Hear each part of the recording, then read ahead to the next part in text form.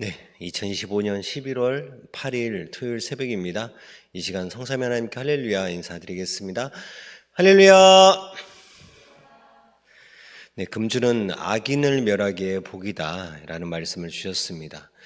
금주는 다니엘서 12장 12절 말씀인 1335일까지 이르는 그 사람은 복이 있으리라, 이 말씀을 자세히 풀어주셨습니다.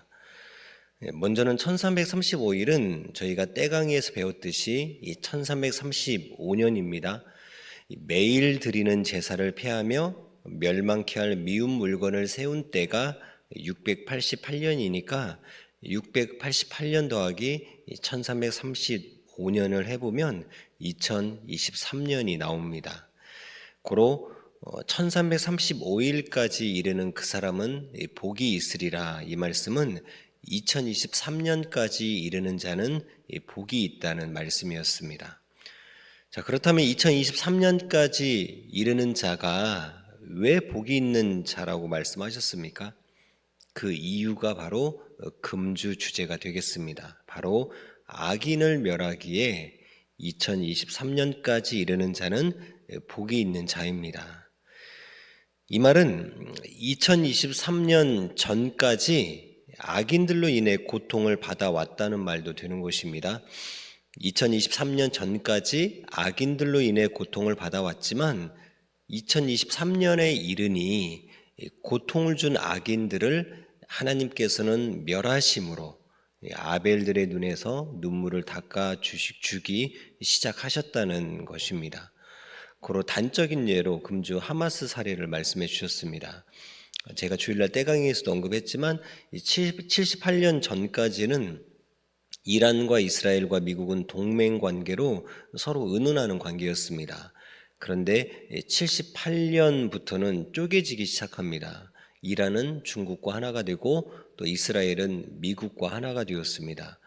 그리고 2023년이 되어서 이란과 이스라엘은 전쟁까지 하면서 더 쪼개지게 됩니다.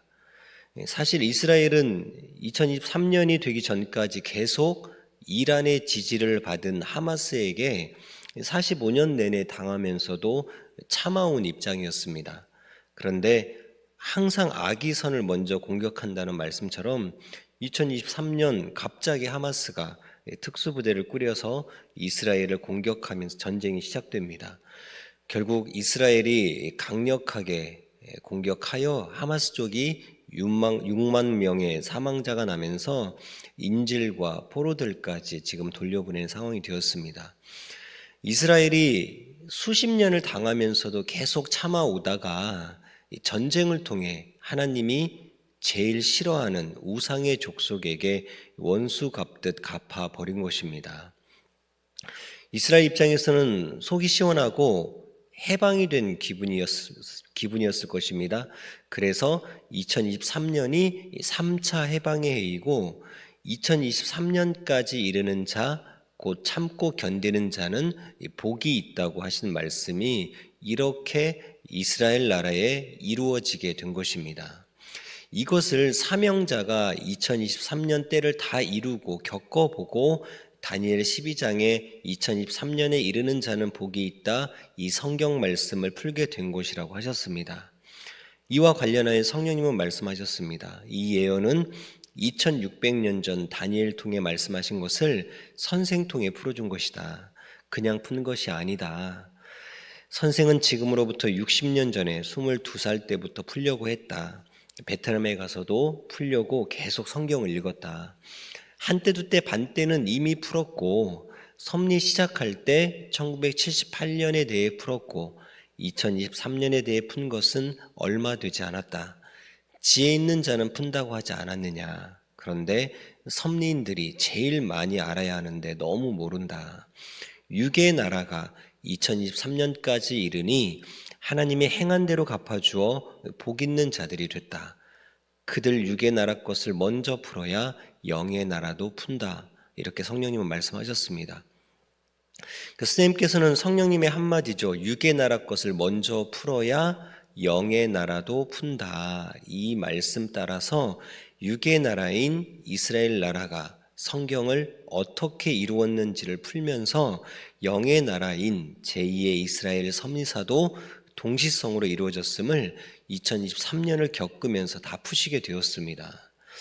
이스라엘 나라가 2023년까지 참고 견디면서 이르니 하나님께서 원수를 다 갚아주셨듯이 섭리인들도 2023년까지 참고 견뎠으면 그때부터는 하나님께서 의인들을 괴롭히는 악인들, 원수들을 행한 대로 갚아주시기 때문에 이제는 복 있는 자가 되는 건데 많은 사람들이 2023년까지 이르지 못하고 복 없는 자들로 끝난 것입니다.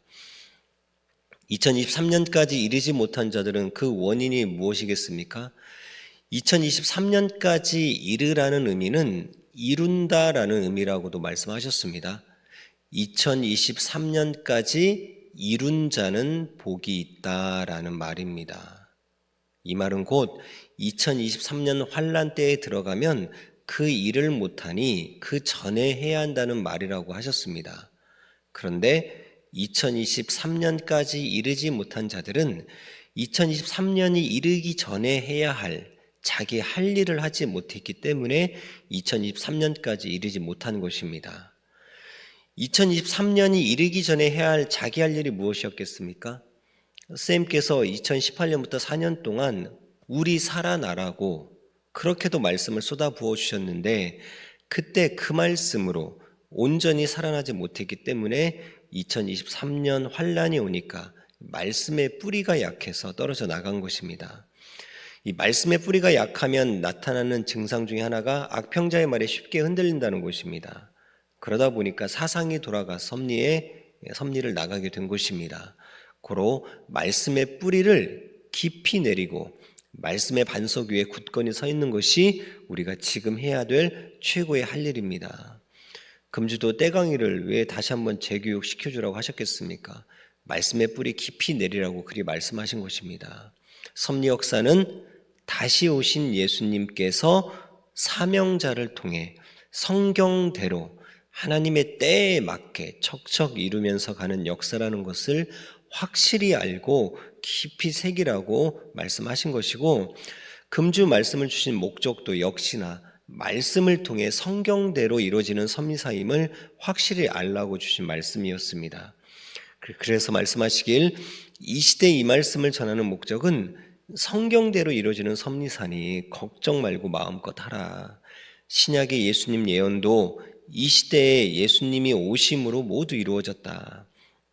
그러니 하나님 천년 역사에서 하신 말씀은 절대 다 맞다. 하나님이 사명자를 시대를 구원하려 보내신 것이 맞다 함이다 하셨습니다. 이처럼 지금 우리가 할 일은 섭리사에 대한 자부심으로 뭉쳐서 말씀의 뿌리를 깊이 내리는 것입니다. 그런데 여기서 우리가 지금 잊지 말아야 할 것이 하나 있습니다. 우리는 아직 환란이 다 끝난 것이 아님을 잊으면 안 됩니다. 금주 말씀하셨습니다. 하나님이 2023년부터 온 세상을 살리기 시작하시며 선생에게 더욱 기도하여라 하시고 지금까지 악을 심판하고 계신다. 계속 환란이 일어나나 하나님은 온 세상을 살리고 계시고 악을 심판하고 계신다라고 말씀하셨습니다. 이 말씀처럼 지금 세상은 2023년 이후로 하나님께서 악을 심판하시면서 온 세상을 살리고 계십니다. 그러니 굉장히 분위기가 살아나고 있습니다. 근데 성령님은 민족과 세계를 보아라 말씀하시면서 한국에서 진행된 에이펙 평화 모임도 말씀을 하셨고요. 또 미국의 관세 정책에 대해서 말씀도 하시고 또 온 세상이 회복되어 가고 있음을 말씀하셨습니다.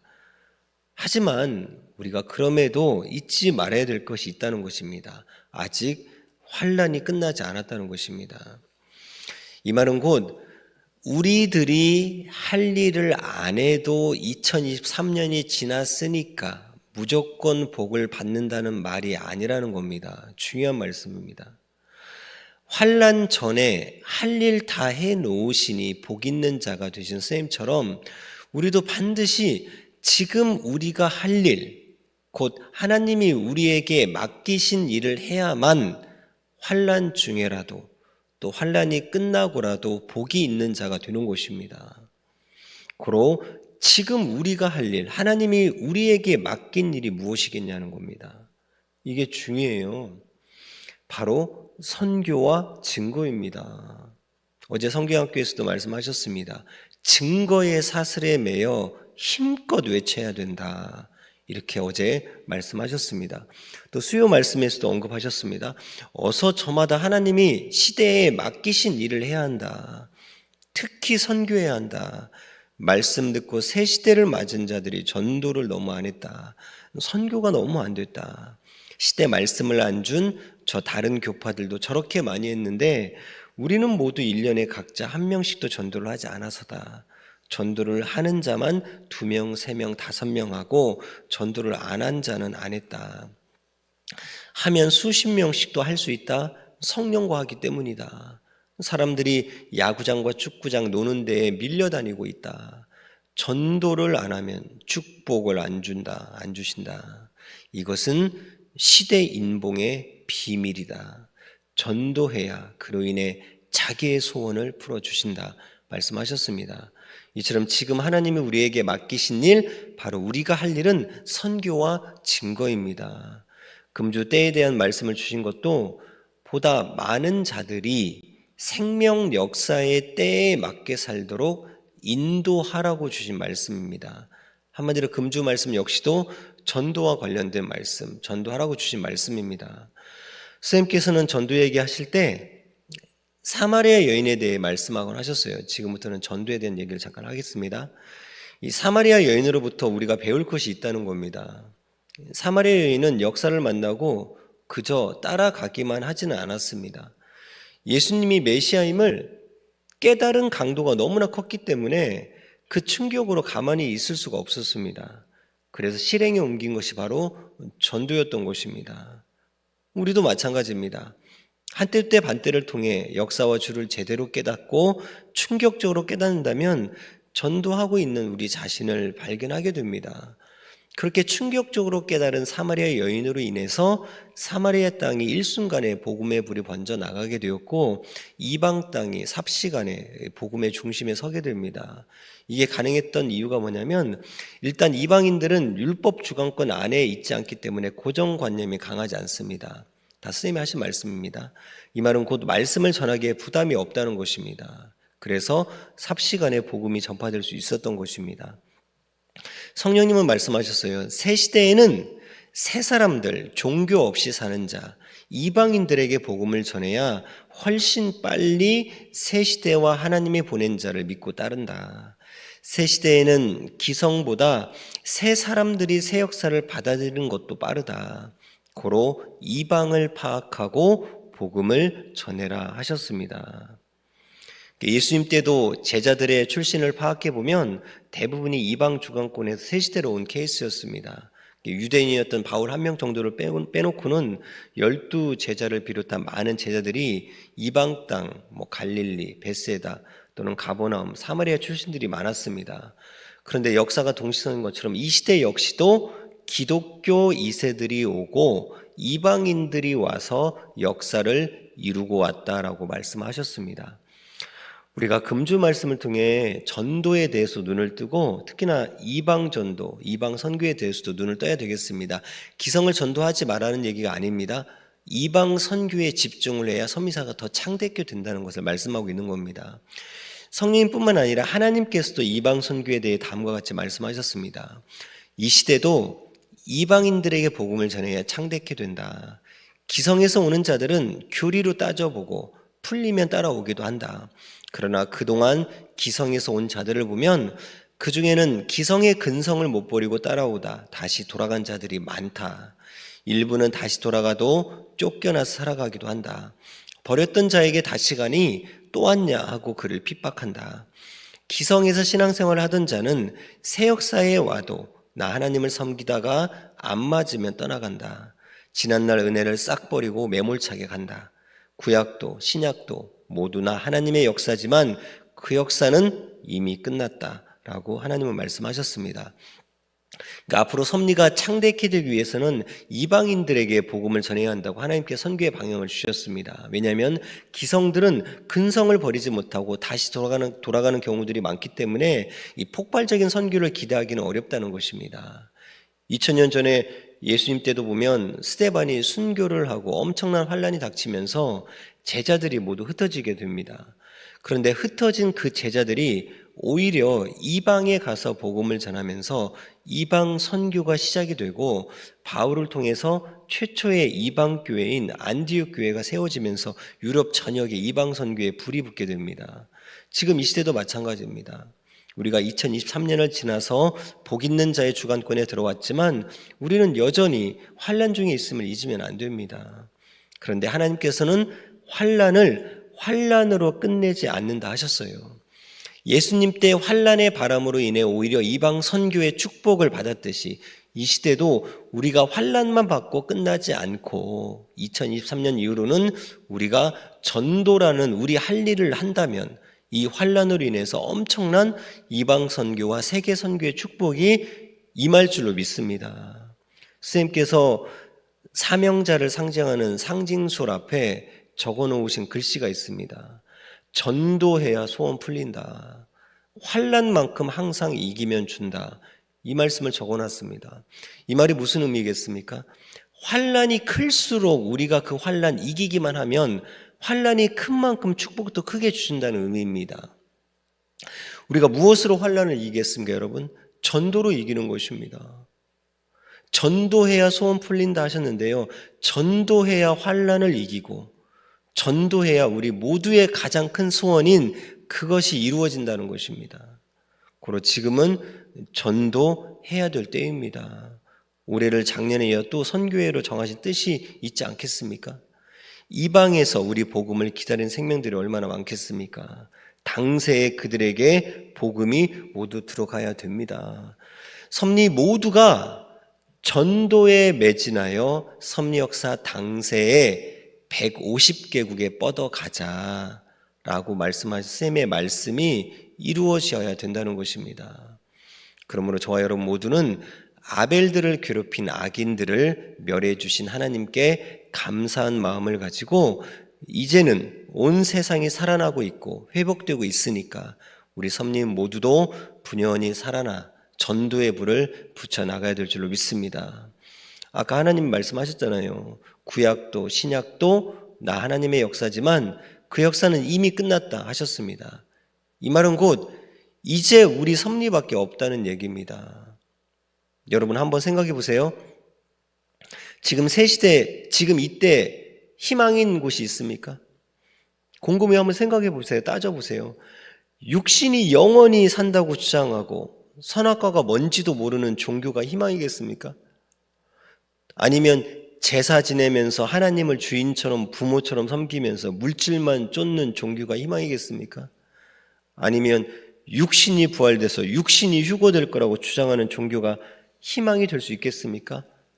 이처럼 예수님이 다시 오셔서 시작된 새 시대 새 역사인 섭리 역사만이 지금 이 시대의 유일한 희망입니다. 우리 섭리밖에는 대안이 없어요. 성령님은 말씀하셨어요. 구시대의 역사는 끝난 세계의 역사다. 그 교리 몰라도 새 시대 하나님이 보낸 자만 따라가면 그가 큰 자다 말씀하셨습니다. 이 말씀에 비춰본다면 여러분이 진짜 큰 자라는 겁니다. 근데 우리만 잘 따라가고 끝나면 되는 거겠냐는 거예요. 성령님은 보낸 자를 잘 따라가는 우리를 격려해 주시기 위해서 이 말씀 준 게 아닙니다. 저와 여러분이 새 역사에 참여하여 보낸 자를 따라감으로 영원한 희망을 이루며 가듯이 이 복음을 기다리는 저 이방의 생명들에게도 새 역사에 참여하여 보낸 자 따라가게 만들어 달라고 전도하라고 이 말씀을 주신 것입니다. 어제 성경학교에서 섬사가 앞으로 10년만 가면 번창한다 말씀하셨는데요. 이 말씀은 우리가 땅끝까지 이르러 복음의 증인이 되어서 전도할 때 그리 된다는 말씀입니다. 그저 따라가기만 하면 저절로 이루어지는 말씀이 아니에요. 우리 모두가 전도함으로 꼭 이 말씀을 이루어 드리는 저희 모두가 되어야 할 줄로 믿습니다.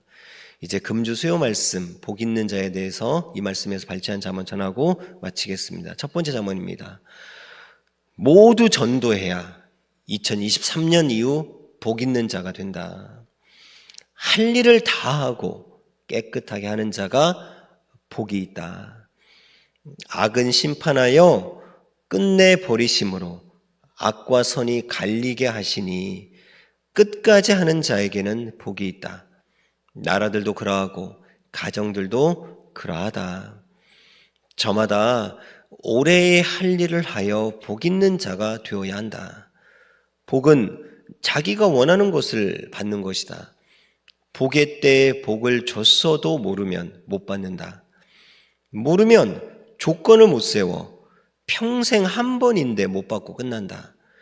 못하고서 선생을 원망한다. 하나님이 심판하시면 영원히 끝난다. 그동안 하나님께 심판받은 자들이 모두 거울이 되었다.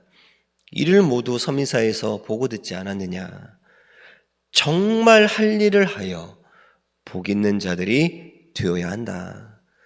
표상과 기준에 안 맞추면 하나님은 모두 지적하고 책망하신다. 고로 개인, 가정, 민족, 세계를 청소하고 심판하며 행하신다. 섬사 모두도 하나님이 다 청소하시는 이때 같이 청소해야 한다. 자기 몸에 더러운 때를 밀고 깨끗이 머리 감고 화장하고 좋은 옷 입듯이 해야 한다. 잠언 모두 마쳤습니다. 그 말씀이 참 깊습니다. 이 표상과 기준에 안 맞추면 하나님이 모두 지적하고 책망하신다 그랬잖아요. 표상과 기준이 뭐겠습니까? 보낸 자의 말씀입니다. 말씀은 계속 전도하라고 하는데 나는 자꾸 그 말씀을 밀어내. 그러면 하나님의 기준에 안 맞는 거예요. 부담스럽고 좀 불편한 말씀이어도 전도하려고 어떻게든 노력하는 것이 표상과 기준에 맞추는 자입니다. 그래서 전도하려고 노력해야 되는 거예요. 지금 이때는.